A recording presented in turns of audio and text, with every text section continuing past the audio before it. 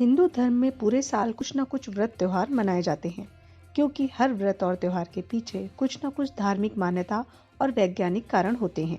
इसी क्रम में हर साल चैत्र माह के कृष्ण पक्ष की अष्टमी को शीतला अष्टमी मनाई जाती है। शीतला अष्टमी को बसौड़ा अष्टमी भी कहते हैं।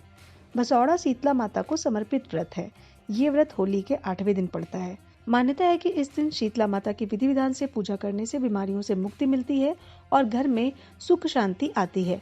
शीतला अष्टमी उत्तर भारत में मनाई जाती है। ऐसा माना जाता है कि जो भी शीतला सप्तमी और अष्टमी का व्रत रखता है और तन मन से पूजा करता है, माता शीतला उसके कष्टों का निवारण करती हैं। ऐसी मान्यता है चिकन पॉक्स, चेचक और खसरा जैसे रोग शीतला माता के आशीर्वाद से ठीक हो जाते हैं। शीतला माता की पूजा लोग अपने बच्चों और परिवार को रोगों से बचाने के लिए करते हैं। शीतला अष्टमी हर साल चैत्र मास के कृष्ण पक्ष की अष्टमी तिथि को मनाई जाती है और इस साल शीतला अष्टमी 25 मार्च को मनाई जाएगी। इस दिन शीतला माता की पूजा करने के साथ ही व्रत रखने का भी विधान है।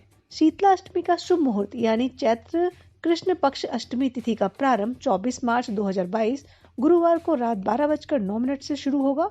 अष्टमी तिथि 25 मार्च को रात 10:04 तक रहेगी। अब जानते हैं शीतला अष्टमी का महत्व क्या है।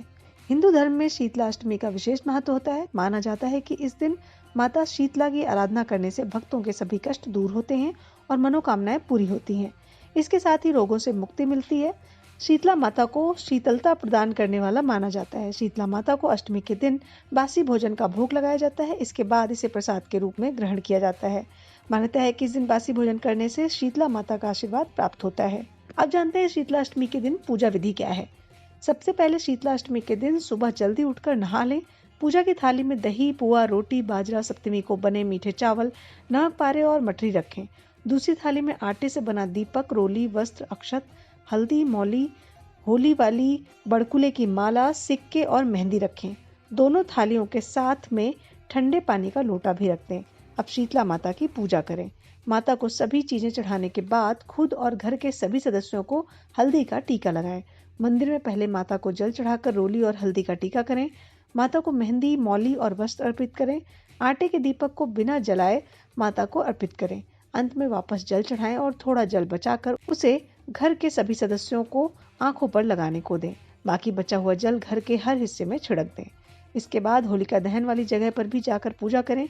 वहां थोड़ा जल और पूजन सामग्री चढ़ाएं। घर आने के बाद पानी रखने की जगह पर पूजा करें। अगर पूजन सामग्री बच जाए तो गाय या ब्राह्मण को दे दें। शीतलाष्टमी के दिन माता को भोग लगाने के लिए बासी खाना तैयार किया जाता है, जिसे बसौड़ा भी कहा जाता है। इस दिन बासी खाना माता को नैवेद्य के रूप में चढ़ाया जाता है, जिसे बाद में भक्तों के बीच प्रसाद के रूप में बांट दिया जाता है। ऐसा माना जाता है कि इस दिन के बाद बासी खाना बंद कर देना चाहिए। शीतलाष्टमी के दिन माता शीतला को भोग लगाने के बाद घर में चूल्हा नहीं जलता। परिवार के सभी सदस्य वही प्रसाद खाकर ही पूरा दिन बिताते हैं। शीतला माता की पूजा विशेष रूप से बसंत और ग्रीष्म ऋतु में होती है। चैत्र, वैशाख, ज्येष्ठ, आषाढ़ की अष्टमी को शीतला माँ की पूजा का विधान है। उम्मीद है आपको जानकारी पसंद आई होगी। अगले सप्ताह फिर से मुलाकात होगी। तब तक के लिए धन्यवाद। अगर आप भी लेना चाहते हैं देश दुनिया की तमाम जानकारी तो आज ही सब्सक्राइब करें हमारे चैनल को।